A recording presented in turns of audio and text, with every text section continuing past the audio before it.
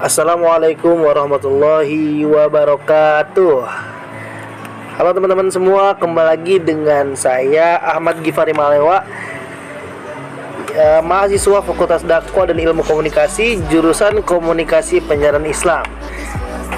Baik, pada kali ini saya akan membahas 5 penelitian yang relevan dengan mata kuliah Komunikasi Organisasi. Cekidot. Baik, yang pertama adalah Komunikasi Organisasi Pendidikan Islam, karya dari Dedi Sahputra Napitupulu. Nah, ini tuh berupa jurnal komunikasi organisasi. Latar belakangnya adalah keberhasilan lembaga pendidikan Islam sangat ditentukan oleh manajemen dan kemampuan komunikasi organisasi yang dimiliki oleh masing-masing stakeholder. Organisasi dan komunikasi adalah dua hal yang tidak dapat dipisahkan dalam menjalankan lembaga pendidikan Islam. Ketertinggalan lembaga pendidikan Islam banyak disebabkan oleh ketidakmampuan mengorganisasi dan melakukan komunikasi yang efektif.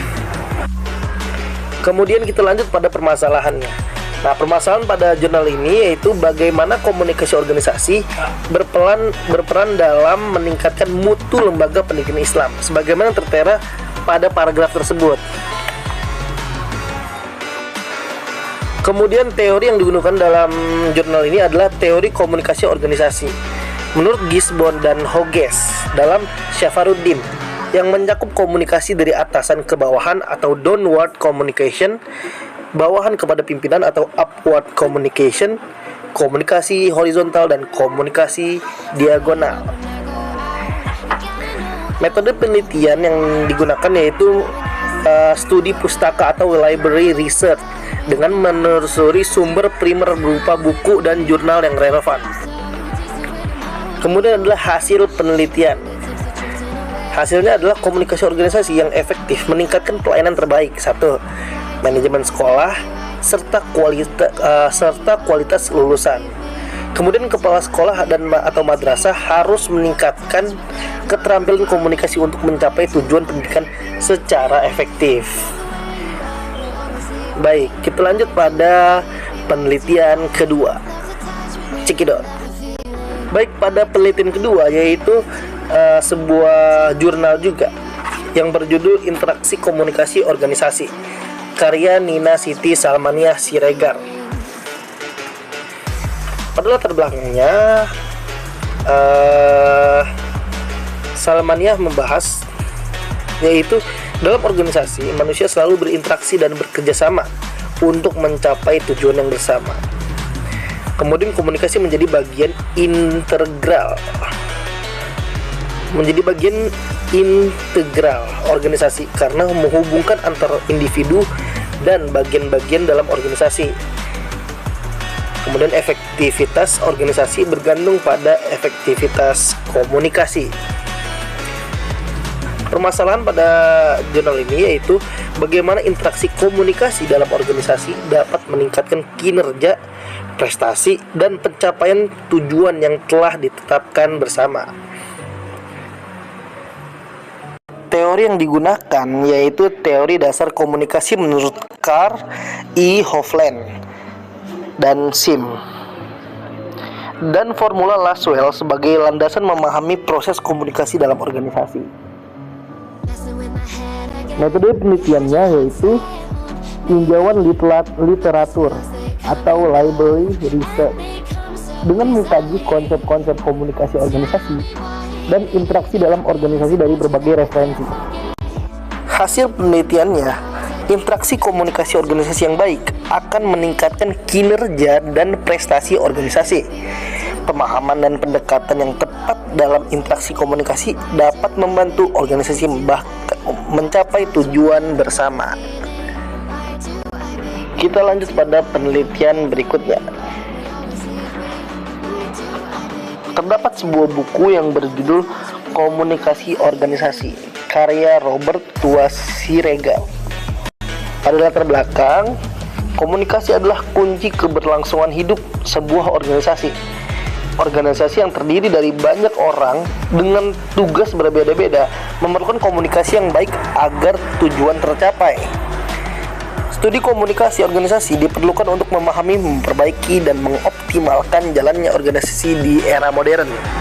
Kemudian pada permasalahannya, bagaimana konsep komunikasi organisasi dan penerapannya dalam mendukung struktur, budaya, dan kinerja organisasi di era industri 4.0.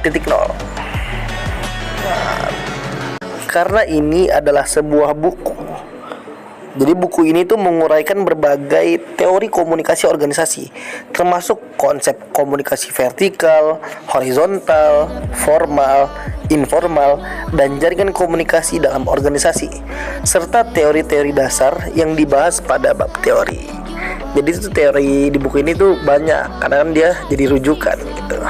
Kemudian metode penelitiannya adalah buku ini disusun melalui kajian literatur review, menggabungkan teori-teori komunikasi organisasi dari berbagai sumber, disertai contoh penerapan dan studi kasusnya.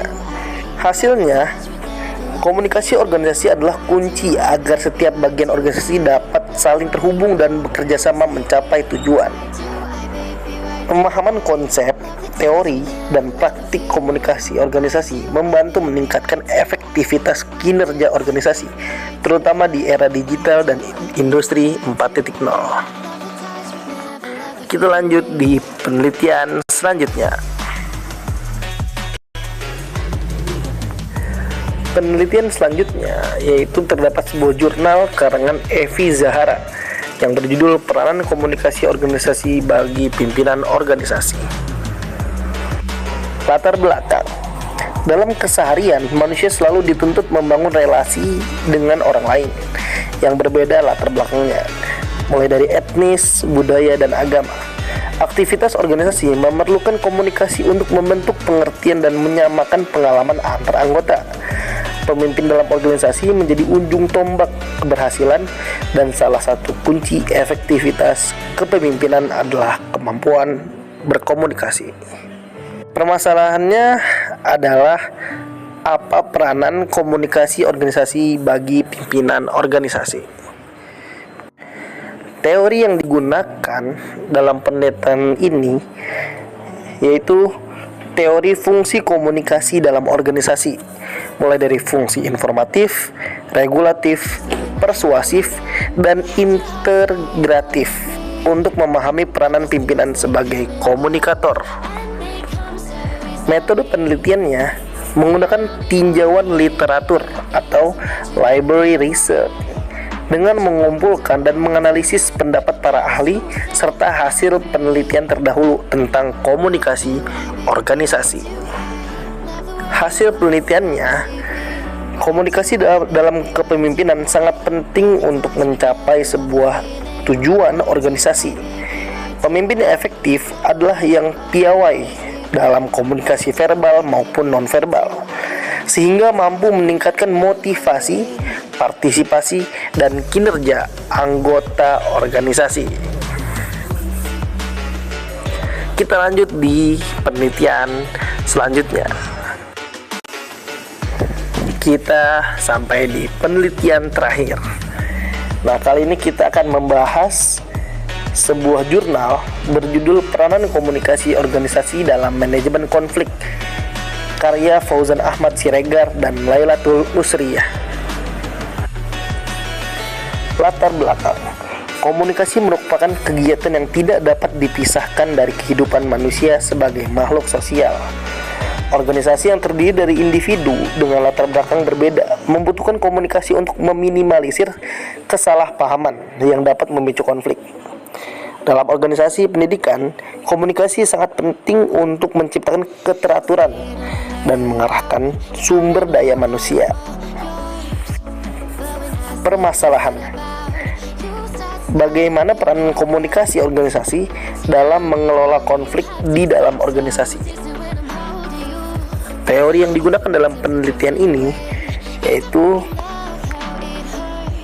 teori peran komunikasi dalam manajemen konflik yang meliputi peran informatif, regulatif, persuasif, dan integratif dalam mengelola konflik.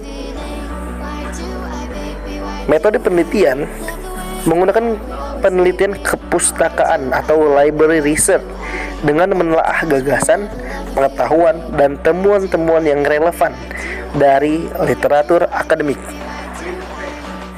Hasil penelitian. Komunikasi organisasi berperan penting dalam mencegah, preventif, dan mengatasi atau represif konflik dalam organisasi.